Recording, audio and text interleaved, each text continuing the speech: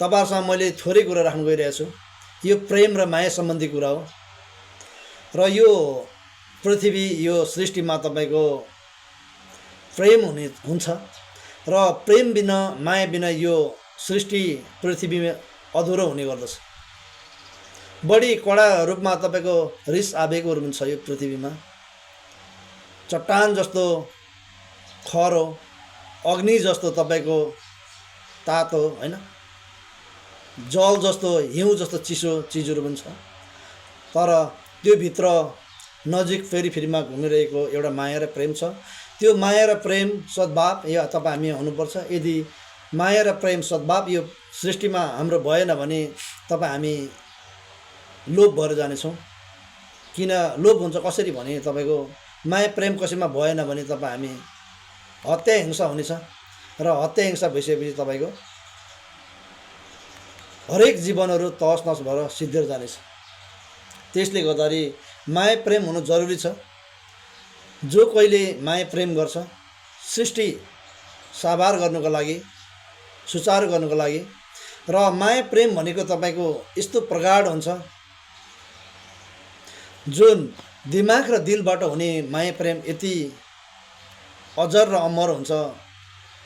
त्यो माया प्रेमले साँच्चै यो सृष्टिलाई नै कति मधुरता तरिकाले चलाएको हुन्छ। यादहरु त्यस्तो हुन्छ, मायाहरु त्यस्तो हुन्छ। तपाईको जो कोहीसँग माया प्रेम हुँदैन, जब दिमाग र दिल मिल्छ नि अनि त्यहाँबाट निक्लिने र उत्पन्न हुने जुन भाइब्रेसन भन्ने छ चीज हुन्छ, त्यो अगाडि आइसकेपछि जुन कनेक्टिङ हुन्छ दिमाग र दिलको, तब माया प्रेम त्यहाँनेरि सफल तरिकाले अगाडि बढिरहेको हुन्छ र एक अर्काले मायाको सद्भावहरु दिइरहेको हुन्छ र दर्शाइरहेको हुन्छ।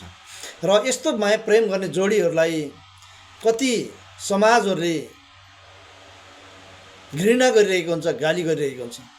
यी फलनाहरुले गलत गरिरहेछ, यिनीहरुले माया प्रेम गरिरहेछ भनेर कतिले औल्याउने र होच्याउने कामहरु गरिरहेको हुन्छ। तर उनीहरुको विवेक छैन। किन विवेक छैन भने तपाईको उनीहरुले त्यसरी सल्लाह सुझाव दिँदै गर्दाखेरि हिजो कुनै समय उनीहरुले पनि त्यो खालको माया प्रेमहरु उनीहरुले पनि आफैले पनि गरिरहेको हुन्छ। तर मैले पनि हिजो माया प्रेम गरेको थिएँ, कसैलाई मेरो दिमाग र दिलले चाहेको थियो र मैले माया प्रेम गरेको थिएँ भनेर उले कहिले सम्झिँदैन। अनि कसैले गर्दैछ भने चाहिँ उलाई चाहिँ के अरे तिमी खराब हौ, माया प्रेम तिमीले गर्नु हुँदैन भन्छ।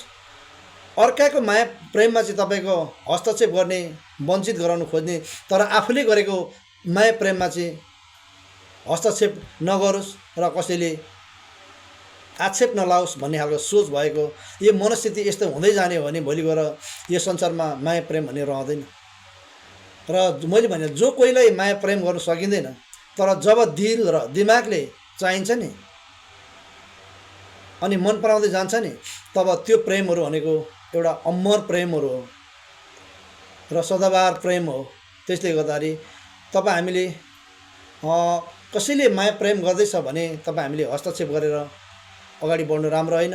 उनीहरुलाई फ्रीडम छोडिदिनुपर्छ। यो संसार भनेको ओपन हो।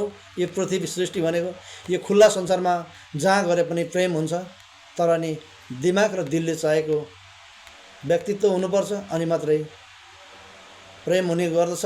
र तपाईहरुलाई मैले थोरै कुरा भन्नु चाहे। कस्तो लाग्यो मेरो भनाइ, तपाईहरुबाट यति भन्दै बिदा हुन चाहे। हस्त, धन्यवाद।